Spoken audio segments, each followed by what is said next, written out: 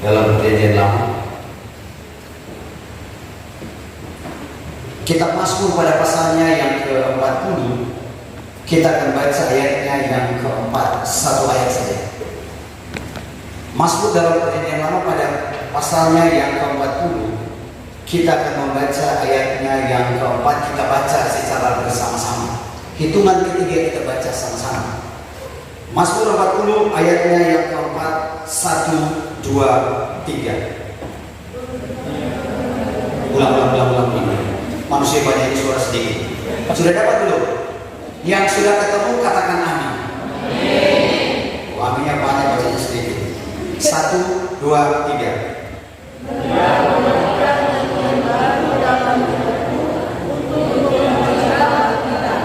Banyak orang akan melihatnya dan menjadi tahu lalu percaya kepada Tuhan. Demikian juga bacaan kita pada sore ini. Kata Tuhan Yesus, berbahagialah setiap orang yang mendengarkan firman-Nya dan melakukan di sepanjang kehidupan ini. Sekalian shalom. Lagi-lagi saya kalau berdiri di hadapan Bapak Ibu Pendeta sebanyak-banyaknya, saya selalu ingat saja kata Ibu Lucy. Aku juga heran kenapa kata itu selalu terdengar di telinga saya. Kata Ibu Lucy bilang begini, kalau berkhotbah di hadapan para pendeta itu sama dengan mengajari ikan berenang. Ada pernah mengajar ikan berenang di antara kita? Gak pernah. Tanya sama Ibu Lucy gimana saudara. Tapi saudara, saya mengatakan begini, memang tanpa kita mengajari ikan berenang, dia sudah tahu sendiri. Ya Pak betul ya. Tapi kita harus yakin juga, tidak semua ikan itu pandai berenang. Contohnya, bisa kena tangkap pukat. Saudara dikasih oleh Tuhan, Mazmur 40 ayatnya yang keempat. Ini semacam sebuah metode yang Tuhan ajarkan kepada setiap kita menyambut dengan pekabaran Injil. Metode bagaimana kita bisa memperkenalkan Tuhan yang saudara dan saya sembah, supaya orang di luar sana yang tidak tahu tentang Tuhan, mereka percaya. Metode itu, metodenya simpel sekali. Menurut saya simpel, tapi kalau kita ikuti susah. Simpelnya kita tinggal bernyanyi, karena Tuhan sudah meletakkan nyanyian dalam mulut kita. Kita tinggal bernyanyi supaya orang mengenal. Dari kita menyanyi orang tahu, wih benar boleh si siapa ya? Saudara saya, si Esau itu anak Tuhan. Menyanyi dalam Tuhan dulu. Tetapi saudara, kalau bernyanyi, saya baru tahu, apalagi saya baru tahu. Tidak sekedar dan tidak semudah yang kita bayangkan. Sebulan ini memang saya baru merasakan. Makanya kan di tenor itu bersyukur. Bersyukur sekali.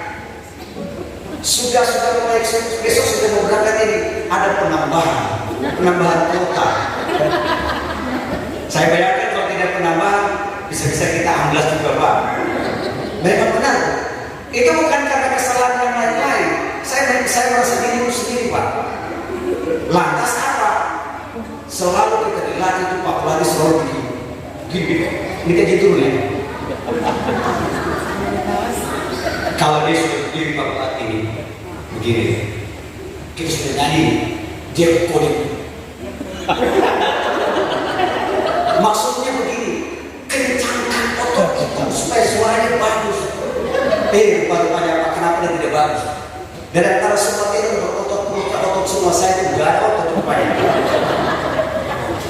Makanya dari mulai awal sampai ke barat itu kan kedengaran itu kurang seru kan? Begitu masuk yang perutnya berotot, mantap sekali.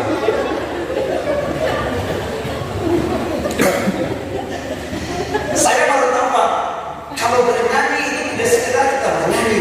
Rupanya bernyanyi itu sulit. Paling sulit sekali. Karena punya aturan. Tuhan mengatakan bahwa Tuhan sudah meletakkan nyanyian itu di dalam mulut kita. Jadi saya mau kasih tahu, di hari yang bahagia ini, di hari yang baik ini, semua kita atau apalagi anak-anak ini, suruh anak-anak, suruh remaja, kita yang sudah tua-tua nih, yang tinggal ikuti saja. Tapi anak-anak muda, hari ini kita harus sadari semua bahwa kalau Tuhan sudah meletakkan nyanyian dalam mulut kita, supaya Tuhan punya tujuan melalui kita, orang bisa mengenal Tuhan kita. Jadi kalau bernyanyi, pilih lagu yang kira-kira di dalamnya menceritakan tentang Tuhan. Ada beberapa lagu yang saya klasifikasi saja dulu ya. Kita buat perbandingan antara lagu yang bisa kita memperkenalkan Tuhan dan lagu yang tidak mungkin itu Tuhan kenal dari kita. Yang pertama, kalau kudaki jalan mulia, itu memang menceritakan tentang Tuhan. Tapi kalau lagu yang kuda putih, nah, kalau yang lagu kuda putih itu kalau kita nyanyi, itu makin hari orang tidak kenal Tuhan kita. Itu lagu yang pertama. Lagu yang kedua,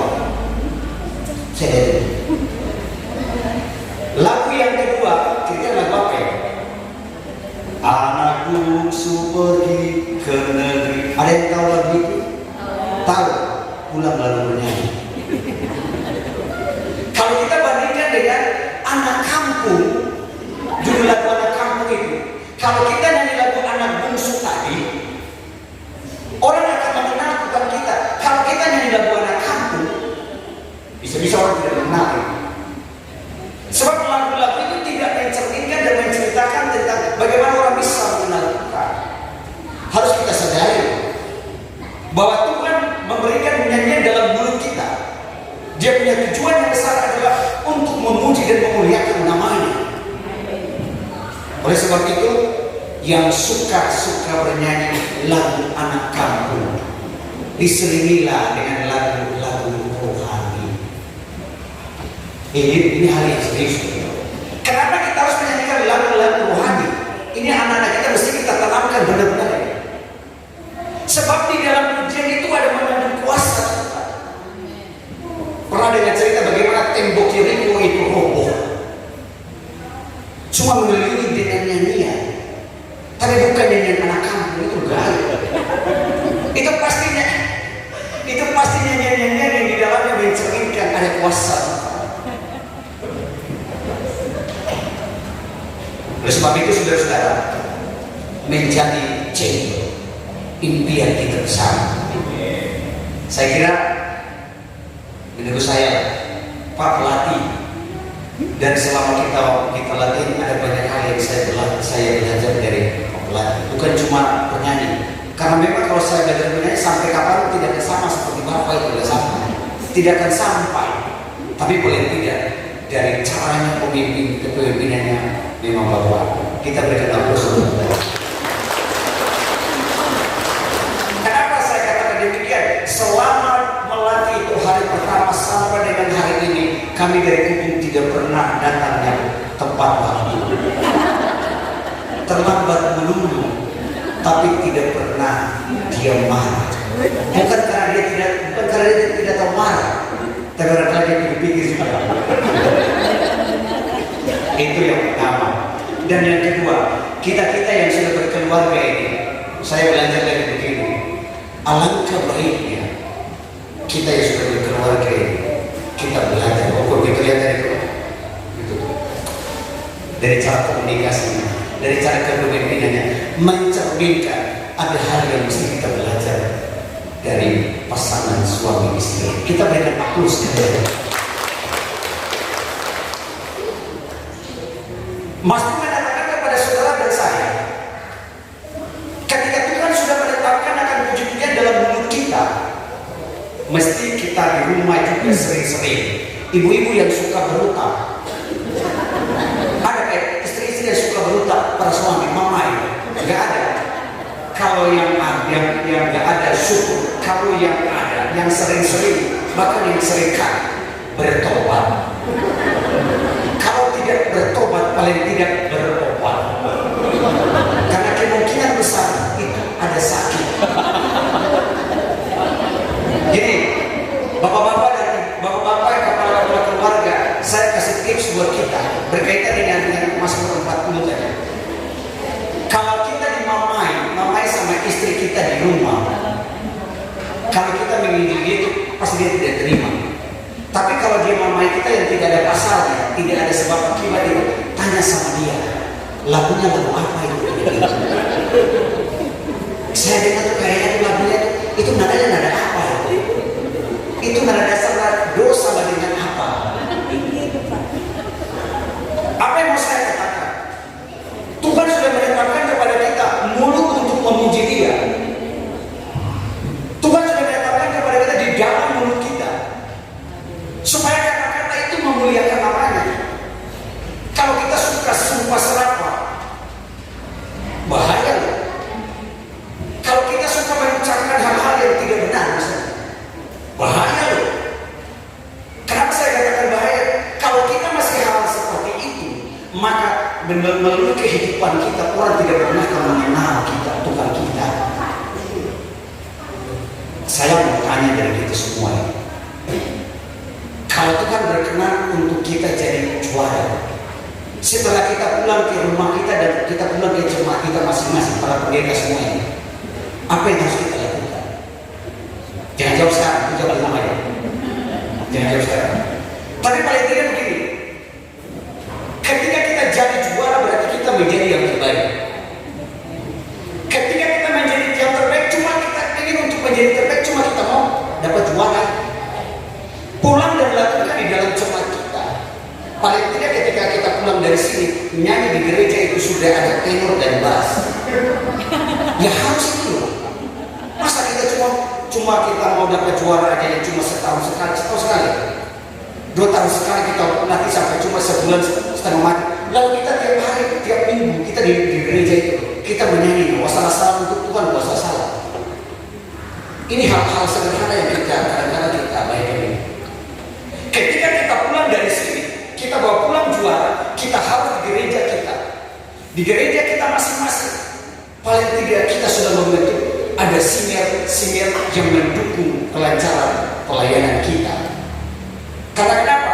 Kita kan sudah ada yang nyanyi tenor, ada yang sopran, ada yang alto. Coba kalau kita lakukan itu di gereja, kita lakukan itu, kita bernyanyi begitu orang lewat, wih itu nyanyi bagus sekali deh. Dari situ aja orang sudah bisa mau kenal kita sebagai bentuk daripada kita bersaksi. Apalah artinya kita bawa pulang juara? 2 tahun sekali kita cuma beri juara. Tapi kalau hidup kita di gereja kita biasa-biasa, biasa saja. Kita bawa pulang juara, itu berarti ada tanggung jawab yang harus kita kembangkan di dalam setiap pelayanan kita. Kita sudah dilatih disiplin. Ini para peserta ini dilatih bagaimana cara bernapas. Rupanya bernapas itu pakai aturan. Saya baru tahu Pak. Saya bersyukur saya ikut kesempatan kali ini. Saya baru tahu bernapas pun ada aturan. Ada bernapas harus dari perut, ada bernapasnya harus dari hidung. Jadi kalau supaya kita menghemat itu, kita bernapas hemat juga. Kalau kita bernyanyi itu, kita harus hemat, kata pelatih. Ada hal-hal di mana yang harus kita pertahankan napas kita dari perut kita pertahankan. Jadi kalau kita bernyanyi jangan kita mau semua, takut habis. Saya heran saya mulai heran yang begini. Padahal semenjak dari dulu Tuhan itu sudah menitipkan nyanyian atau puji-pujian dalam mulut kita. Betul ya? Mas berlaku 40 atau 40. Tapi kalau kita lihat, kita perhatikan di gereja-gereja, begitu bernyanyi, ada warga-warga jemaat yang belum hafal lagu. Heran saya. Padahal lagu itu dari tahun ke tahun, dari dulu, dari kita masih kecil sampai sekarang bernyanyi pun belum hafal. Aneh. Ini sebenarnya entah siapa yang salah. Saya tidak bermaksud seperti itu loh. Tetapi saudara, semenjak dulu ketika Tuhan sudah menitipkan lagu-lagu pujian, maka kita harus lebih lagu-lagu pujian yang mencerminkan dan menceritakan tentang kemuliaan Tuhan sebagai kesaksian hidup kita kepada dunia ini. Mesti kita menguasainya. Daripada kita menguasai lagu